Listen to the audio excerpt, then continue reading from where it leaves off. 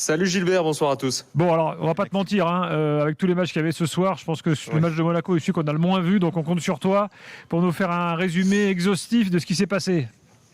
Il n'y avait pas tant de choses à voir non plus, parce que franchement, on a vu une Juve qui avait fait tourner et qui n'a pas proposé grand chose. Oui, en fait, le match nul, il a rangé un peu tout le monde, en fait. C'est ce qu'on peut se dire, oui. C'est ce qu'on peut se dire, en effet. Spalletti avait fait tourner, il avait mis sa doublure dans les buts. Et puis, franchement, par rapport au 3-0 infligé au Napoli ce week-end, on n'a pas retrouvé cette Juve-là face à un Monaco fébrile, mais qui, voilà, avec un choix assez fort de la part de Pocognoli, c'est de descendre Zakaria en défense centrale au milieu d'une défense à 3 pour densifier ce secteur-là et être plus solide.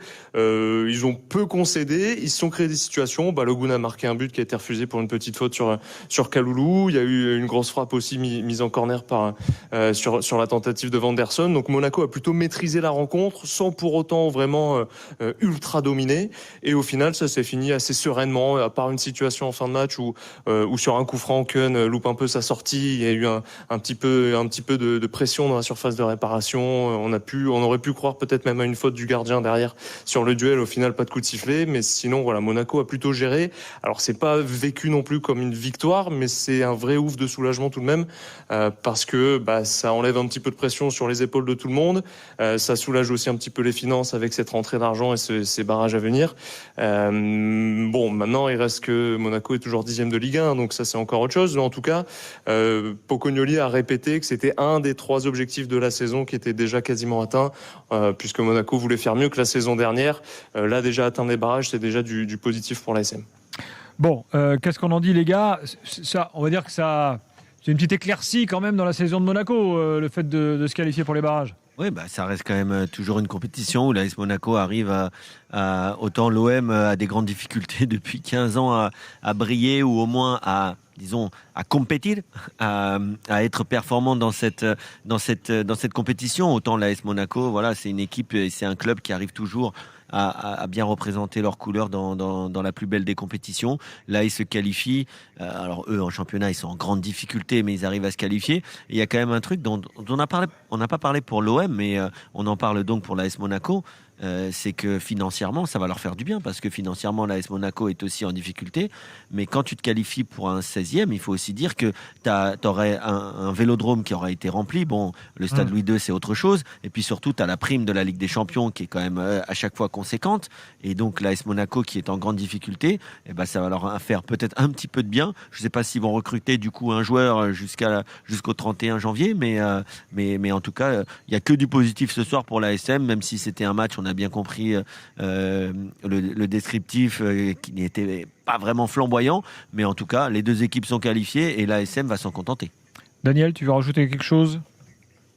Je pense que tout a été dit, mais effectivement, je sais pas moi. Oui, évidemment que c'est bien pour Monaco d'aller au play-off. Dans leur contexte actuel, ça va leur mettre, je sais pas, du beau moqueur. Je sais pas si cette expression est juste. Je sais pas ce qu'ils vont faire en fonction du tirage. Tu tombes que le play-off. Tu tombes contre Newcastle. Le play-off, c'est mort. On va dire que le play-off, c'est mort.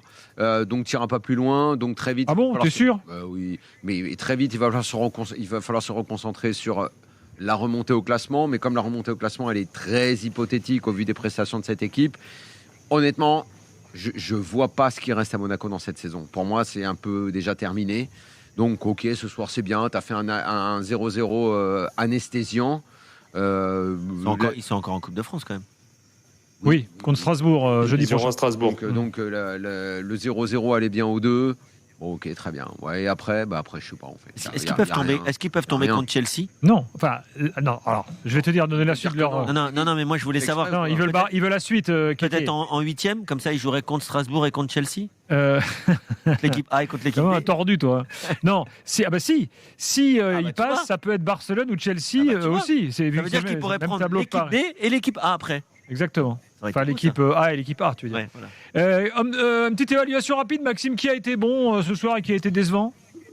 Vanderson a été ressorti comme homme du match, parce que c'est celui qui s'est le plus projeté, qui a tenté sa chance de loin, qui a cadré ses tentatives, et c'est assez logique. Zakaria a tenu son rang en défense. Et bon, il a tenu un Openda qui n'est que l'ombre de lui-même. statistiquement et dans les efforts, dans les propositions, ça reste assez terne du côté de la Juve. Il n'a pas pris de baffe oui, par son coach cette fois Non, ça s'est bien passé. On parlait de l'inconstance des joueurs français, des joueurs de l'OM, mais je peux te dire que Openda aussi, dans le genre joueur inconstant qui a brillé pendant une saison à Lens et qui derrière a eu quand même d'énormes difficultés à vraiment derrière a plus brillé nulle part en fait. Ouais, c'est 2 buts compliqué. en 28 matchs cette saison pour Openda.